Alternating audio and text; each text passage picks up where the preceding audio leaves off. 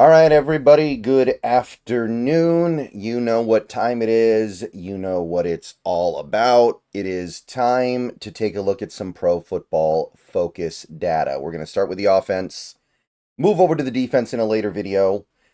As always, keep in mind that this video is not meant to imply or indicate that pro football focus is always right, nor is it meant to imply that they're always wrong. They're going to do some stuff that I don't agree with, and they're going to do stuff that I think is interesting, and they're going to do some stuff that is just seems like common sense. That's how it goes. So we're just looking at this to understand what they think, not necessarily they think it, so it must be true. And the offense was obviously the side of the ball that was not so good yesterday. They were the side of the ball that was not really carrying the load. So we're not going to love what we see here, but that doesn't mean we can't find some positive indicators. If you like this video, please click the thumbs up button. Subscribe if you're new. Click the bell for notifications. Become a channel member for $2 a month. Those are the best ways to help support the channel. We're about 100 subs short of the end of month goal. We still can get there. We've done that before, no problem. 100 subs in a month. Let's hit the gas. Let's try to get there. Get to 19,000 before we hit December. All right, so PFF grades, just overall high-level grades for the offense. Let's go through the list here. Number one, by far, was Ken Walker with an 88. I don't know if I totally agree with that. I think that he did play well. He did really good stuff as a receiver. And I do think that he is doing most of what he can out there. I think there is a little bit of dancing that he tries to do because he thinks he can go 1-on-11. But overall, I think he's still doing everything that he can out there for the most part. I'm not sure I agree that he was our best player on offense yesterday. I'd still probably go with JSN. But at the same time, I feel bad for him. I feel bad for Walker. He should be a guy who's playing at an all-pro level, and he's not because this offense doesn't block for him. So I'm kind of torn on that one, but I get it. I get the idea. In second place, like I said, JSN. Another really good game, almost an 80. I don't think there's too much else to say other than that. He played a really good game. He had the one really big play on offense that we had, the 46-yard catch and run. And that play is a thing of beauty. I love the tunnel screens. I love when we hit them right. They are such a good response. And something different. There's something different these last 3 weeks. I don't know if he just needed that year and a half to settle in as a player, but he has been something else these last 3 weeks. He is hitting gears that I didn't know he had. Even with the penalty, I think he was still our best offensive player. The bronze medal goes to Geno Smith, and this is what I'm trying to say here. He made one bad throw yesterday. He really did. He made one bad throw, one bad decision, whatever you want to call it. And other than that, it was clean. And I don't think he played an excellent game. I think that one bad throw was bad enough to where you drag him down a little bit because it was really bad. And maybe there's one or two plays where he could have maybe taken off and run with it instead of throwing it. But your body of work you're getting with Geno is still remarkably good and much better than what you would get from most quarterbacks behind this atrocious offensive line. So I think that Geno has been one of the higher graded quarterbacks in the league this year from PFF, and I think that's reflective of reality. So as we move into these last, 6 games here, let's see what he can do, and we'll make a decision on whether or not what we want to do with him this offseason based off that, I'm sure. But through 11 games, we're getting better play than we should, given how poorly we do supporting him. DK, another good game, 70 PFF grade, not huge production, but good production. He made one of the most important plays of that game, getting open on the scramble drill and catching the third down pass. That was such a good play. And it's something that is going to get ignored in the big picture because it was just one play. And it's not ultimately, it wasn't the reason why we won the game, right? We were ahead by a touchdown. That play helped us put the game away, but we were probably going to win anyway. But it was a very special play that is going to get kind of lost in the sauce here, I think. Charbonnet, not bad. He was 5th place. Although I would say that when your 5th place offensive player has a 64, that's not a good sign for the offense in general. But you can see mostly he got a good grade because of his pass protection, which I don't agree with at all, and we'll get to that a little bit later. But even as a running back, they didn't think he played poorly. And I think that what I've said about Charbonnet for a while now mostly holds true. He has no chance with this run blocking. Walker has a chance. Charbonnet does not. I just don't agree with the idea that he's was great in pass protection at all in this game. And again, we'll get to that later. But overall, I'm not really holding a lot against Charbonnet for this season. To me, this season is all about we can't open up any lanes for him, and he can't play like that. Charles Cross, pretty okay game. Really good in pass protection, even though, well, I won't say anything until later in the video, but we'll get to that. Really bad run blocking, though, which gives him something in common with pretty much everybody on the team. So it's okay. It's workable. It's decent. And again, the fact of the matter is this Seahawks offense is forced to throw the ball so much, it's really hard to pass protect. So Cross is a guy that I'm willing to give breaks to for sure, but I mean, you'll see later in the video. Pharaoh Brown, okay game, mostly because he had one really nice play as a receiver where he stiff-armed and got a bunch of extra yards along the sideline. Still didn't really like the game he played. He had one penalty on offense. He had another penalty on special teams. Still not happy with the way he's playing right now, but pretty soon he's probably going to be like a complete afterthought in this offense. He's going to be tight end 3, and he's going to be, you can forget about it. Bradford only played 4 snaps. Mabry played 3. Sundle played 4. None of that stuff means anything. Oluwatimi was tolerable. He was playable, but barely. I think that's probably a pretty decent reflection of where he is right now. He is playable. He is passable by a thin margin. I'm good with that. I don't have high expectations for Oluwatimi, but if this is what he is as a player the rest of the season, I definitely want to find a different solution at center going forward.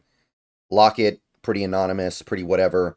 Christian Haynes held his own, I guess. He was okay. I can live with that right now. Haynes had been such a negative for this team over the first several appearances that he had that I'm okay with him just being whatever. Cody White, whatever. AJ Barner, whatever. Again, it just seems like he's playing too much. He's not ready to be playing this many snaps in a game. Bobo, Bleh, Lucas. A lot of people aren't going to agree with this. Abe Lucas, really poor grade, but he had 2 penalties. As an offensive lineman, it's really hard to have 2 penalties and get graded well, so I get it. I totally get it, personally. And Laken Tomlinson brings up the rear with a truly awful game, and PFF is starting to catch up with what I'm seeing. I think Tomlinson is garbage. I think that he's been a clear negative to this team. Pro Football Focus has not agreed with me this season, but in this game they did. So maybe we're getting somewhere. I don't know, but I mean, it doesn't really matter. There's no way Tomlinson's back next year. He's old. He's probably going to retire, and we need to be looking for something else regardless. But the fact that he's not playing well, to my eye, just further lends credence to that. All right, so that is the overall picture on offense. Let's drill down a little bit. Passing chart, pretty much what you would expect. Pretty much everything that Geno throws is short. He's got 6 throws behind the line of scrimmage. He's got 15 short beyond the line of scrimmage, but inside of 10 yards. And you can see that he had almost perfect accuracy on those throws, but very limited production on those throws because they're short. I mean, what do you expect? He had 1 intermediate throw the whole game, and he had 3 deep throws the whole game. And only one of them was hit. I think this was the throw to Metcalf on 3rd down, I believe. The 29-yarder. He threw his interception deep right, which was, again, really, really bad throw. But you can see how clean he is otherwise, man. How few incompletions are we talking about here? I think he had an incompletion where he threw the ball away, maybe one or two of those. But still, really clean passing chart. And this is winning football as far as the quarterback is concerned in this situation where he's getting pressured constantly, where the offensive line is not doing anything to support him, and he's got very little running game. Real quick, a detour here. I want to take a look at the receiving versus coverage to highlight one thing in this game that I feel like Ryan Grubb deserves credit for. I looked first. I want to look at this Jackson, Smith, and Jigba chart where you see who he was matched up against when he got receptions. First of all, 3 of his receptions, admittedly all of them very short, were matched up against linebackers, Browning, White, and Lukita. And then he had most of his production on Dadrian Taylor-Demerson, the backup safety for the Cardinals.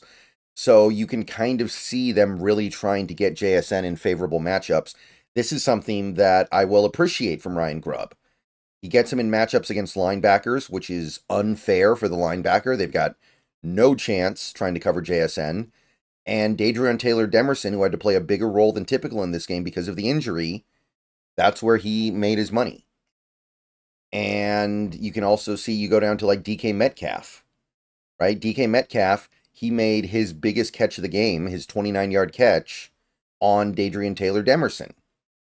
His best play of the game comes on their backup safety. So that was a guy that we attacked very successfully in this game. If you scroll down and you take a look at the Dadrian Taylor-Demerson matchup, 4 targets, 4 receptions, 93 yards, 4 first downs. Like, we pounded that, and that was one of the few things we did offensively in that game that worked. So I didn't think Grubb did a good job overall yesterday, but at the very least, we attacked the weakness of that Cardinals defense.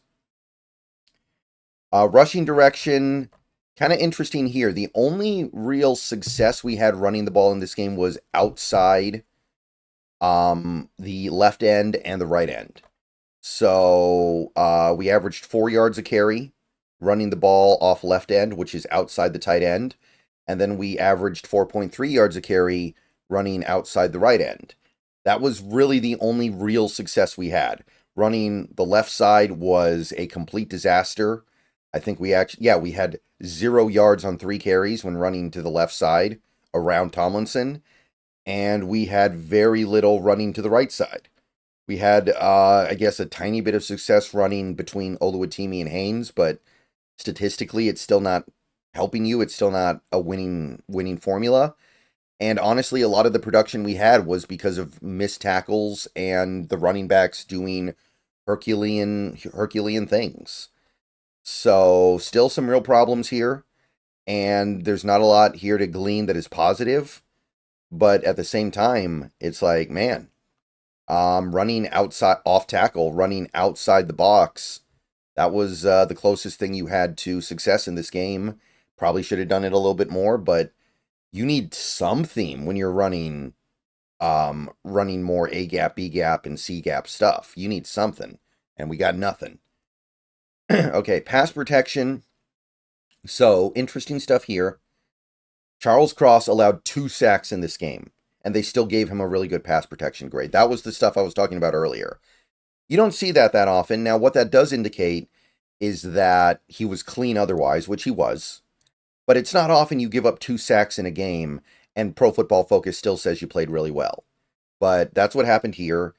And look, I'm not going to say that just because PFF said it, it must be true. But I will say that I did not come out of that game particularly upset at Charles Cross. I'll put it to you that way. So even though he technically gave up the 2 sacks, I feel like there's a lot that is happening with a guy like Charbonnet that is assisting with that. And I'll go ahead and say this now, too. I really don't agree with Charbonnet getting such a good grade for pass protection. Yes, he didn't give up anything individually, but I feel like he was a big part of the reason why some of those plays got through. He's not chipping the way he needs to. You're kind of hanging Charles Cross out to dry on some of those plays, I think. So to me, this should kind of be reconsidered. I don't think Charbonnet's doing a good job in pass protection. If he was, I wouldn't really have a problem with him right now. I have a problem with him right now because this is To me, this is not reflective of reality at all. So that would be one thing that I point out when I look at this data.